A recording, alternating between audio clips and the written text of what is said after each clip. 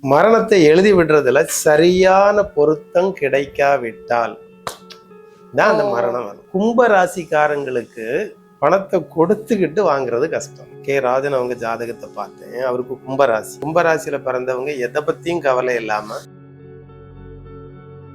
கும்பராசியில இருக்கிறவங்க நிறைய பேர்ட்ட பணம் கொடுத்துருப்பாங்க. கடன் வாங்கி சாகுற ராசி கும்பராசி கிடையாது.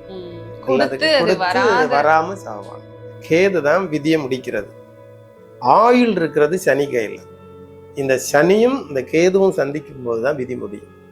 அதாவது ஒரு ஜென்ம ஜாதகத்துல மீன ராசியில கேது இருக்கு. இந்த ராகுவும் இந்த கேதுவும் திரிகோணத்துல சுத்திக்கிட்டே தான் இருக்கும். எப்போ திரிகோண கறக்கம் ராகு கேதுக்கு வந்துகிட்டே இருக்கும். அப்படி வர சில இப்போ சிம்ம ராசியில இருக்க கேது எடுத்து மேச ராசியில வச்சிருவாங்க. இந்த கன்னி ராசிக்காரங்க தான் கடன் வாங்கி கொடுக்க முடியாம சாவாங்க.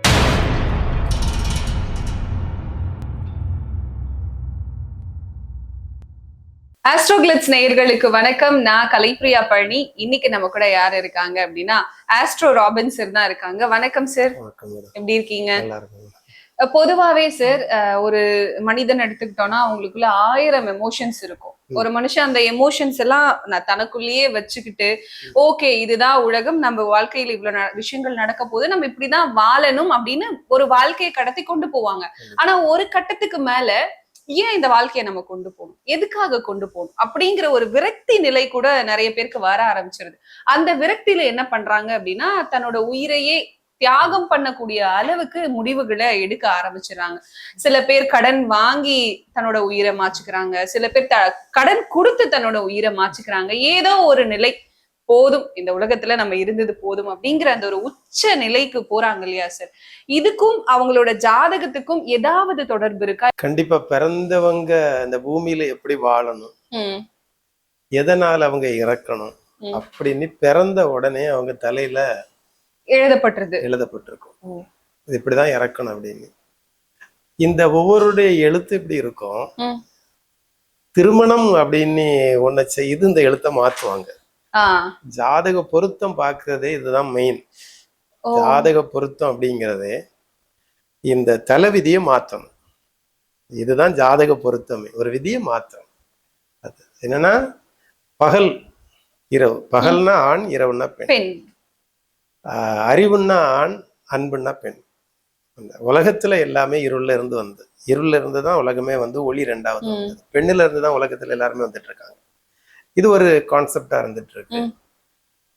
மூணாவது நிலையில நான் நம்மள விநாயகர் தலைமையில தான் இதை ஒன்னிப்பாங்க. இதை எப்படி திருத்தி எடுத்துறது கொண்டு போறதுங்கிறத அவர் கையில கொடுத்துருக்காங்க. இதுல மரணத்தை எழுதி விடுறதுல சரியான பொருத்தம் கிடைக்காவிட்டால் தான் அந்த மரணம் வரும். சரியான பொருத்தம் இல்லைன்னா அவங்களுக்கு அந்த மரணம் நிகழ்ந்துரும். இது ஒரு பாயிண்ட். இதுல முதல் வகை என்ன அப்படின்னா, எனக்கு இந்த பொருளை வாங்கி தரல, எனக்கு இது கிடைக்கல, எங்க அம்மா வாங்கி தரல, இல்ல எங்க அப்பா திட்டாங்க, இப்படி சாகுற தற்கொலை பண்ணுகிற ஒரு விதி. இது இது ஒரு சின்ன வயசுல நடக்கும். இது பாலாரிஷ்டம்னு இதுக்கு பேரு. பாலாரிஷ்டம் ஒரு சின்ன வயசுல சாகுறது. ஆமா, ஏதோ நான் மார்க் அதிகமா எடுக்கல, கிடைச்சது கேட்டது கிடைக்கல, இந்த மாதிரி தன் உயிரை மாச்சுக்கிறவங்களும் இருக்காங்க. இது ஒரு வகை. ரெண்டாவது வகை இதுல ஒண்ணு இருக்குது. இது காதல்ல, ஆமா, நினைச்ச காதல் கை கூடல, திருமணம் பண்ணல. இது இந்த வகை சார்ந்தது. மூணாவது ஒரு வகை கடன் வாங்கிக்கிட்டு ஒரு இடமும் கொடுக்க முடியாம லாக்காய் சாகிறது ஒரு வகை. தன்னைத்தானே மாய்த்து கொடுக்கிறது.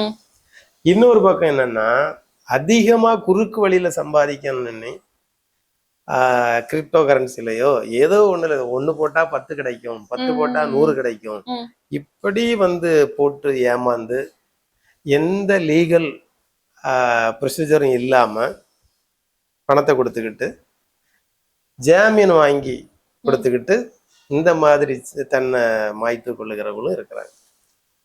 இன்னொரு வகை கடன் மற்றவங்களுக்கு கொடுத்துக்கிட்டு, கடன் வாங்கி சாகிறதும் ஒண்ணு, கடன் மற்றவங்களுக்கு கொடுத்துக்கிட்டு அந்த பணம் கிடைக்காது. கொடுத்த பணம் கிடைக்காம அந்த விரக்தியில தன் உயிரை மாச்சுக்கிறாங்க. ஆமா. அதுல கொடுத்துட்டு கிடைக்காம எந்த ராசிக்கு இருக்கு அப்படின்னா, கும்ப ராசிக்காரங்களுக்கு பணத்தை கொடுத்துக்கிட்டு வாங்குறது கஷ்டம். கும்பராசியில பிறந்தா அது லாப ராசி. லாப ராசி பணத்தை கொடுத்துக்கிட்டு திரும்ப வாங்க முடியாம கஷ்டப்படும். அவங்க வந்து அதிகமா வாங்கிக்க மாட்டாங்க. இப்போ ஒரு ஆள் இறந்துட்டாரு.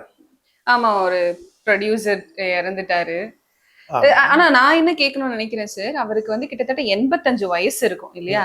எவ்வளவோ விஷயங்களை பார்த்திருப்பாரு, எவ்வளவோ நல்லது கெட்டது அவரோட வாழ்க்கையில பார்த்திருப்பாரு, இதை விட பெரிய சோகத்தை எல்லாம் பார்த்திருப்பாரு, கடந்து வந்திருப்பாரு. ஆனா இந்த கடன் கொடுத்தது திருப்பி வரல அப்படிங்கிறதுக்காக கூட ஒரு மனுஷன் வந்து தன்னோட உயிரை எடுத்துப்பாங்க சார். அது ஏன் அந்த நிலை அவங்களுக்கு அந்த இடத்துல தோணுது? இதுக்கு ஜாதகத்துல ஏதாவது பாயிண்ட்ஸ், ஏதாவது வீக்கான பாயிண்ட் இருக்கு, அந்த மாதிரி ஏதாவது நிலை இருக்கா? ஆமா, என்னன்னா நான் அவருடைய ஜாதகத்தை பார்த்தேன். கே ராஜன் அவங்க ஜாதகத்தை பார்த்தேன். அவருக்கு கும்பராசி. கும்பராசியில தான் பிறந்திருக்கிறாரு.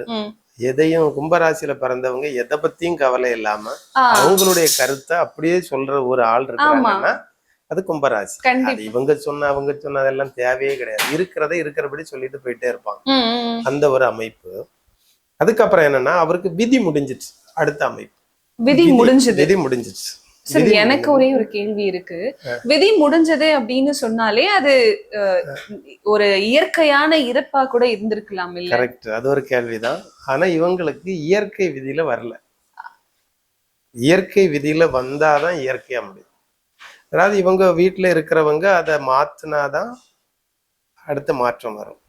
இன்னொரு விஷயம் இருக்குது, மனைவிக்கு தீர்க்க சுமங்கலியாதான் அவங்க இருக்கணும் அப்படின்னு விதி இருந்துட்டுன்னா மாப்பிள்ளைக்கு முன்னாடி அவங்க இறந்துருவாங்க. இது தீர்க்க சுமங்கலியா இருக்கிற பெண்ணுக்கு. இல்ல அவங்க இறக்கும் போது விதவையா தான் இறக்கணும் அப்படின்னு இருந்தா ஆமா, அதுக்கு முன்னாடியே அவங்க இறந்துருவாங்க. இது ஒரு விதி. ஏன்னா ஒரு இந்த மாதிரிப்பட்ட பெரிய விதிகளை கணிக்கிற டிபார்ட்மெண்ட் விநாயகருடையது. ஏன்னா சாமானமே சும்மா உங்களுக்கு எனக்கு அப்படியெல்லாம் உலகம் நடக்கல. அது ஒரு இதுக்கு மேல நடந்துகிட்டே இருக்குது. அந்த டிபார்ட்மெண்ட் அவர் தான் கவனிப்பார். இதுல அவங்க என்னன்னா பணத்தை கொடுத்துதான் போனா, கும்பராசியில இருக்கிறவங்க நிறைய பேர்ட்ட பணம் கொடுத்துருப்பாங்க. கடன் வாங்கி சாகுற ராசி கும்பராசி கிடையாது. கொடுத்து வராம சாவாங்க. இதுல ஒரு விஷயம் என்ன அப்படின்னா, இப்ப விதி முடியுது அப்படிங்கறத எப்படி கண்டுபிடிப்போம் அப்படின்னு இருக்கு. கேது எந்த வீட்டுல இருக்குதோ கேது தான் விதியை முடிக்கிறது. ஆயுள் இருக்கிறது சனி கையில.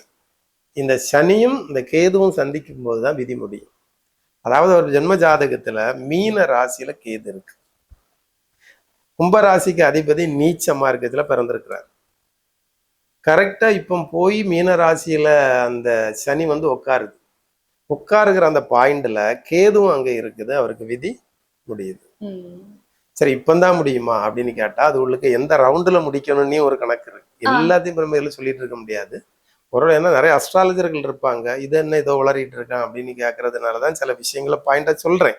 அவங்களுக்கும் புரியட்டு தெரியட்டு அப்படிங்கிறத. ஏன்னா சொந்த ஜாதகத்தை பார்த்து கண்டுபிடிக்க முடியாது. இது மட்டும்தான் காரணமானா கண்டிப்பா இது மட்டும் காரணம் இல்லை, இன்னும் காரணம் இருக்கு அதுக்குள்ள. அந்த காரணமும் இதுக்குள்ள வரணும். ரெண்டாவது இன்னொரு விஷயம் என்ன அப்படின்னா, இவங்க ஜாதகத்துல சுக்கிர தசை நடக்குது. இப்போ சுக்கிர தசை பொதுவாகவே நல்ல தசை. சுக்கிர தசை நடக்கும்போது இந்த பலம் எப்படி இருக்கு இவங்க வாழ்க்கையில, அந்த தசை எப்படி பலமா இருக்கான்னு பார்த்தா அப்படியே போய் நவாம்சத்துக்கு போகணும். நவாம்சம்னு ஒரு கட்டம் இருக்கு, அதுக்குள்ள சுக்கிரன் நீச்சம் போச்சு. இங்க உச்சமா இருந்தாலும் அங்க நீச்சமா இருக்கு. நீச்சமா இருந்தா வெளியே பகட்டா இருந்தாலும் உள்ளுக்குள்ள இருக்குது அப்பெல்லாம் தீர்ந்து போச்சு. வெளியே பெரிய பணக்காரர் அப்படின்னா ஆனா உள்ளுக்கு பணமே இல்லாம கொண்டு நீச்சப்படுத்திடும் ஒரு விஷயம். ரெண்டாவது இப்போ அவருக்கு நடக்கிறது செவ்வாய் புத்தி நடக்குது. சுக்கிர தசை செவ்வாய் புத்தி. செவ்வாயும் நவாம்சத்துல நீச்சத்துல இருக்கு. எல்லாமே நீச்சத்துல இருக்கு. இந்த ரெண்டும் முடிஞ்சு, திசையும் புத்தியும் முடிஞ்சு போச்சு. விதியும் அங்க போய் முடிஞ்சிடுச்சு. இனி அவருக்கு ஒரு 10 நாள் வரைக்கும் இருக்க முடியாது. ஏதோ ஒரு விஷயத்துல ரொம்ப ப்ரெஷர் ஆக்கிரும். ப்ரெஷர் ஆக்கி வாழ்க்கையில இருக்கிற வலி அவ்வளையும் மைண்ட்ல இருந்து அடைச்சோம். இனி வாழவே முடியாது. எதுக்கு எவ்வளவு ஃபேமஸான ஆளா இருந்தாலும் அது கண்ணுக்கு தெரியாது, வழி திறக்காது. எல்லா வழியும் அடைச்சப்பறம் உங்களால ஒன்றும் பண்ண முடியாது, சுத்தி அடைச்சிட்டு. இன்னொரு விஷயம் என்னன்னா அதுல லாக் ஆயிட்டாங்க. எப்படி லாக் ஆனாங்கன்னா, கும்பராசியில இருக்கிறது ராகு. இந்த ராகுவும் இந்த கேதுவும் திரிகோணத்துல சுத்திக்கிட்டே தான் இருக்கும். இப்போ திரிகோண கறக்கம் வந்து ராகு கேதுக்கு வந்துகிட்டே இருக்கும். அப்படி வரச்சில இப்போ சிம்ம ராசியில இருக்க கேது எடுத்து மேச ராசியில வச்சிருவாங்க. இங்கேயும் இங்கேயும் பாம்பு தூக்கி வச்சுட்டா லாக் ஆயிடுவாங்க, முடிஞ்சு போச்சு. இதே மாதிரி லாக் பண்ற இடங்களும் இருக்கு. அதோட அப்போ அப்போ எங்கேயும் போக முடியாது, தப்ப முடியாது, காப்பாத்த ஆள் இல்லை. இவங்க 2 பேரும் வந்துட்டா காப்பாற்ற முடியாது. இதுல யாராவது ஒரு ஆள் விலகி இருந்து இல்லைன்னா கொஞ்சம் பின்னாடி இருந்தா தப்பிக்கிற வாய்ப்பு இருக்கு. சாடின இடத்துல தூக்குறதுக்கு ஆள் இருக்கும். ஏதோ ஒரு ஆஸ்பத்திரியில போய் ஒரு அட்டெம்ப்ட் நடந்திருக்கு, இவ்வளவுக்குள்ள முடிஞ்சோன்னா இதுல வந்து தலைக்கு வந்தது தலைப்பாகையோட போச்சுன்ற நிலையாவது இருந்திருக்கும். இது ஒரு இது. அடுத்தது இந்த கன்னி ராசிக்காரங்க தான் கடன் வாங்கி கொடுக்க முடியாம சாவாங்க. கும்பராசிக்காரங்க கடன் கொடுத்துட்டு இறந்துட்டு போவாங்க. இவங்க கடன் வாங்கி திரும்ப கட்ட முடியாமல் இறக்கணும். அதுக்கும் சில விதி இருக்கு. அந்த விதி எல்லாரும் அப்படி இல்லை. அந்த கிரக அமைப்புகள் இந்த மாதிரி அமைஞ்சிட்டுன்னா அது ஒண்ணும் பண்ண முடியாது. விருச்சிக ராசிக்காரங்க தான் அதிகமா ஷேர் மார்க்கெட்ல இதுல குறுக்கு வழியில சம்பாதிச்சு பணத்தை கொடுத்து எடுத்துடலாம் அப்படின்னு நினைச்சா அது விருச்சிக ராசிக்காரங்க. விருச்சிக ராசிக்காரங்க தான் இந்த மாதிரி பணத்தை கொடுத்து ஏமாந்தும் போவாங்க. அதே மாதிரி மற்றவங்கள்ட்ட இருந்து பணம் வாங்கி பெரியதா வர்றதும் லாட்டரி அடிக்கிறது இதெல்லாம் விருச்சிக ராசி தான். இந்த ராசிக்காரங்களுக்கு கிரக தொடர்பு இருக்கு. ராகு கேதுன்னு இந்த கிரகங்களுடைய தொடர்பை வச்சு லாட்டரி அடிச்சிடும். ஷேர் மார்க்கெட்ல போனா நிறைய பங்கு வளர்ந்துரும். இதெல்லாம் இந்த விருச்சிக ராசியோட சம்பந்தப்பட்டவங்களுக்கு இருக்கு. இது ஒரு விதி. இந்த மாதிரி இதுக்கும் நான் சொன்ன மாதிரி தற்கொலை அமைப்பு இருக்கணும். 3 மரண வீடு உண்டு. ஒண்ணு கடக ராசியும் மரண வீடு தான், மோட்ச வீடு. அடுத்தது என்ன, விருச்சிக ராசியும் மோட்ச வீடு தான். அதுக்கு அடுத்தது இருக்க மீன ராசியும் மோட்ச வீடு. இந்த 3 ராசியும் மரண வீடுகள். இந்த இப்போ இவங்களுக்கு இருந்தது மீன ராசியில போய் மாட்டினாங்க. அப்போ ஒவ்வொருவருக்கும் ஒவ்வொரு ராசியில மாட்டக்கூடிய விதி இருக்கும். இதுல இந்த கட்டங்கள்ல சனி, இந்த குரு, இந்த மாதிரிப்பட்ட கிரகங்கள் வருகிற நேரத்துல இவங்களை அது தீர்த்துரும். ஒரு விஷயம் என்னன்னா, யாருக்கு செவ்வாயும் புதனும் சேர்ந்து இருக்குதோ அது இந்த மரண வீடுகள்ல இருந்துன்னா அவங்க காதல் பண்றத கொஞ்சம் கம்மி பண்ணிக்கணும். செவ்வாய் புதன் அதோட கேது வர சேர்ந்துட்டுன்னா காதல் நிமித்தம் தற்கொலை பண்ணிடுவாங்க. இந்த செவ்வாயும் இந்த புதனும் சேர்ந்து கேதுவுக்கு தொடர்பு ஏற்பட்டு குரு பார்வை, குரு நல்ல குரு தான், இத குரு பார்த்துட்டா அவங்க தற்கொலை பண்ணிடுவாங்க.